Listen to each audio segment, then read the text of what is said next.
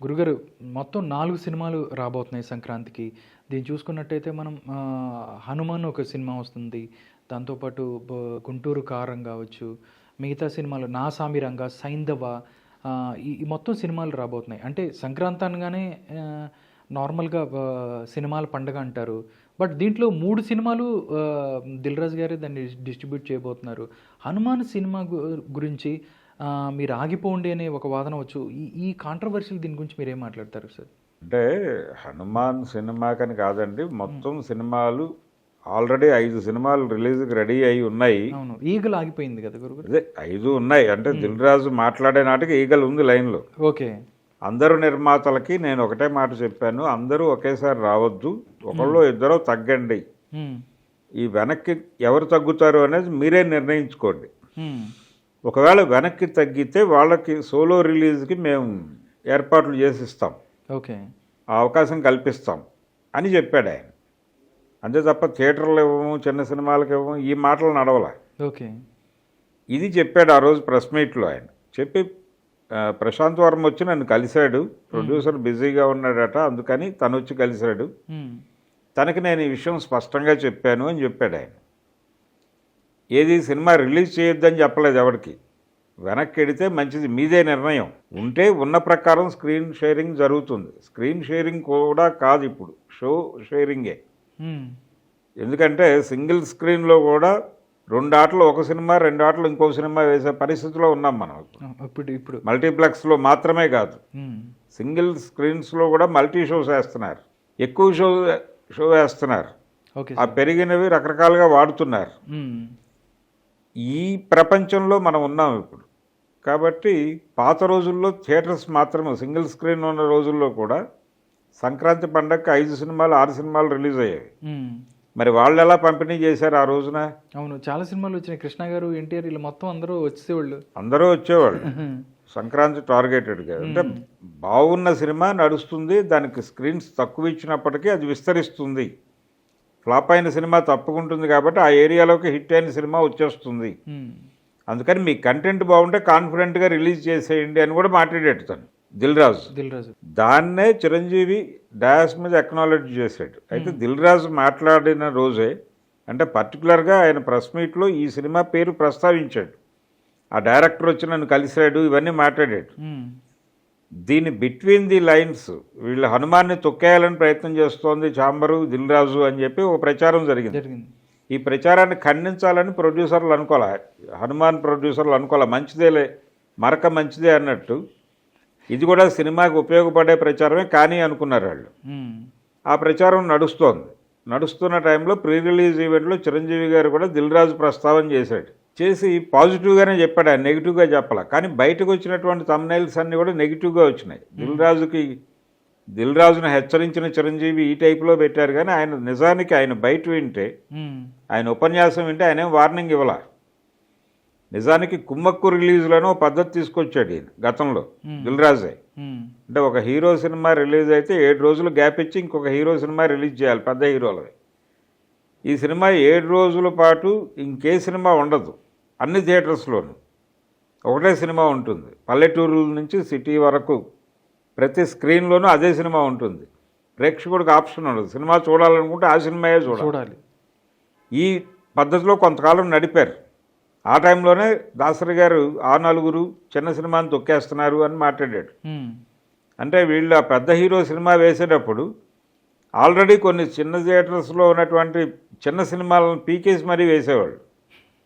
ఈ కాంటాక్ట్స్లో దాసరి కోపడ్డాడు, వాళ్ళు ఆ నలుగురు తొక్కేస్తున్నారు ఇండస్ట్రీని అని. ఈ ఆ నలుగురు తొక్కేస్తున్నారు అనే పద్ధతిలోనే ఇప్పుడు ఈ హనుమాన్ సినిమాని తొక్కేస్తున్నారు అనే ఇంప్రెషను పబ్లిక్లోకి పంపవడం అనేది ఒక రకంగా మంచిది అనుకున్నారు వాళ్ళు.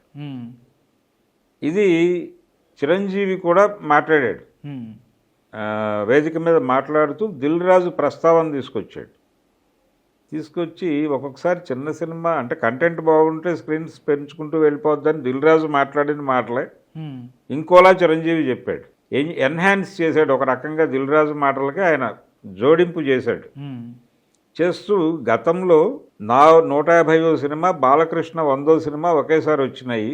అంటే గౌతమిపుత్ర శాతకర్ణి, అలాగే ఖైదీ నెంబర్ 150 ఒకేసారి వచ్చినప్పుడు అదే టైంలో శతమానం భవతి పెట్టాడు ఆయన. ఇబ్బంది పడతావని అన్నాం మేము.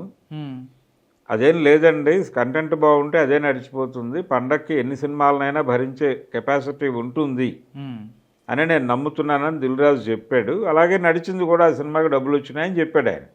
నెగిటివ్ స్టేట్మెంట్ కాదు అది, దాన్ని నెగిటివ్గా ప్రచారం చేస్తున్నారు అంతే. ఇది కూడా మంచిదే అనుకుంటున్నారు వాళ్ళు ప్రొడ్యూసర్లు. ఇప్పుడు మొదట దిల్ రాజు అన్నప్పుడు ఎలాగైతే దిల్ రాజు సినిమాని తొక్కేయబోతున్నాడు అని చెప్పి బయట ప్రచారం జరిగిపోయిందో, అది కూడా సినిమాకి ఉపయోగపడుతుంది అనుకున్నారు వాళ్ళు. ఉపయోగపడింది కూడా, దాని మీద డిస్కషన్ జరిగింది.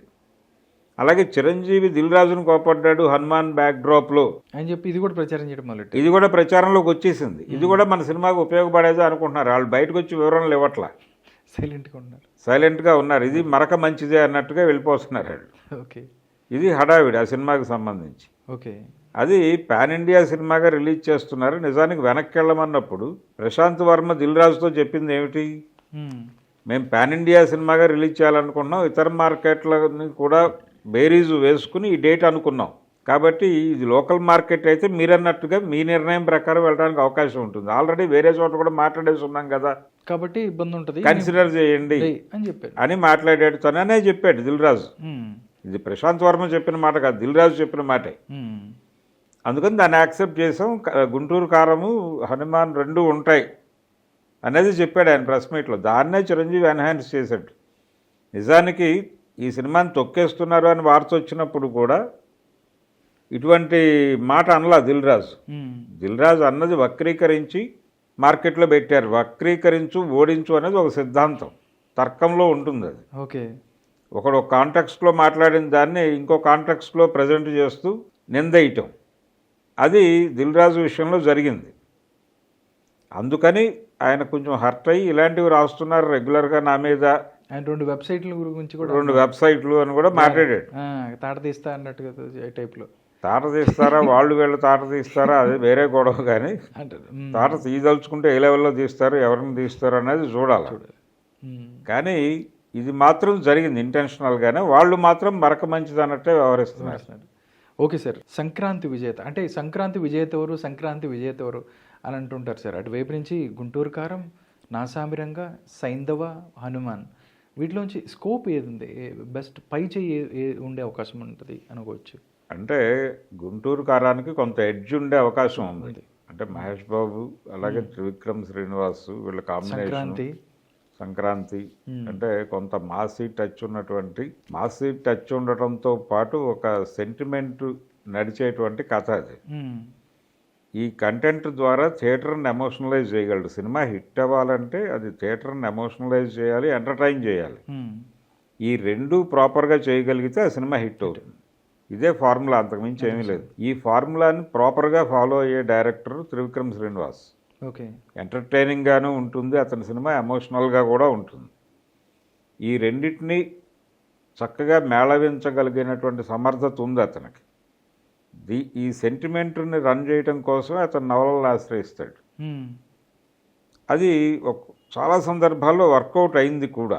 అతడు సినిమాలో ఆ విలేజ్ బ్యాక్డ్రాప్లో నడిచేటువంటి సెంటిమెంటల్ సన్నివేశాలన్నీ బాగానే కనెక్ట్ అయినాయి. తాత మనవడు మధ్య వచ్చే సీన్స్ ఇవన్నీ, నాజర్కిను మహేష్ బాబుకి మధ్య సన్నివేశాలు, ఇవన్నీ ఆడియన్స్కి కొంత కళ్ళల్లో నీళ్లు తెప్పించినటువంటి పరిస్థితి చూసాం మనం. కాబట్టి గుంటూరు కారం వాళ్ళు వ్యూహాత్మకంగానే లో ప్రొఫైల్ మెయింటైన్ చేస్తున్నారు. ఆడియన్స్ని థియేటర్లోకి వచ్చాక వాళ్ళని సర్ప్రైజ్ చేద్దామనేది వాళ్ళ ప్రోగ్రాము. అది వర్కౌట్ అయితే అది సినిమా బిగ్ రేంజ్కి వెడుతుంది. కాకపోతే అది ఇతర మార్కెట్లలోకి పంప్ చేస్తున్నారా లేదా అనే దానిలో ఇంకా క్లారిటీ లేదు, చూడాలి. అది అయితే ఎడ్జ్ ఆ సినిమాకు ఉంటుంది అనుకుంటే, సైంధవ కొంతవరకు అంటే ఆ సినిమా మీద కూడా కొంత పాజిటివ్ టోన్ ఉంది ఆడియన్స్లో. ఓకే, కాబట్టి అది కూడా నడిచిపోవచ్చు, అది కూడా నడవచ్చు. రెండోది, దానికి పోటీగా ఉన్నటువంటి ఈగల్ సినిమా జనవరి 26కి షిఫ్ట్ అయింది. సో ఇది కూడా గుంటూరు కారంతో పోటీ పడుతుంది అంతే. గుంటూరు కారం ఓవర్ఫ్లో ఇక్కడికి వచ్చి ఇది మౌత్ పబ్లిసిటీగా మారితే సినిమా నిలబడుతుంది. దీనితో పాటు ఆ ముందు రోజు హనుమాన్ సినిమా కూడా ఉంది. హనుమాన్కి జరిగినటువంటి రకరకాల ప్రచారాల ద్వారా ఒక బజ్ క్రియేట్ అయిందని. ఆల్రెడీ జనాలకి బజ్ లేదు అనేటువంటి పేరుతో ఒక బజ్ ఏమో దానికి క్రియేట్ అయింది గుంటూరు కారానికి. దీనికేమో నెగిటివ్ పబ్లిసిటీ నుంచి ఒక బజ్ క్రియేట్ అయింది. దీన్ని తొక్కేస్తున్నారు, ఈ సినిమాని నలిపేస్తున్నారు అనే ప్రచారం రకరకాలుగా చేస్తున్నారు. దిల్ రాజు పేరుతో కొంత ప్రచారం అయింది, దిల్ రాజుని చిరంజీవి కోప్పడ్డాడు అనే పేరుతో ప్రచారం అయింది. ఏదేమైనా సినిమా గురించిన డిస్కషన్ నడుస్తోంది మార్కెట్లో. ఓకే. సో దానికి కూడా ఆడియన్స్ మొదటి రోజు వెళ్ళే అవకాశం ఉంది.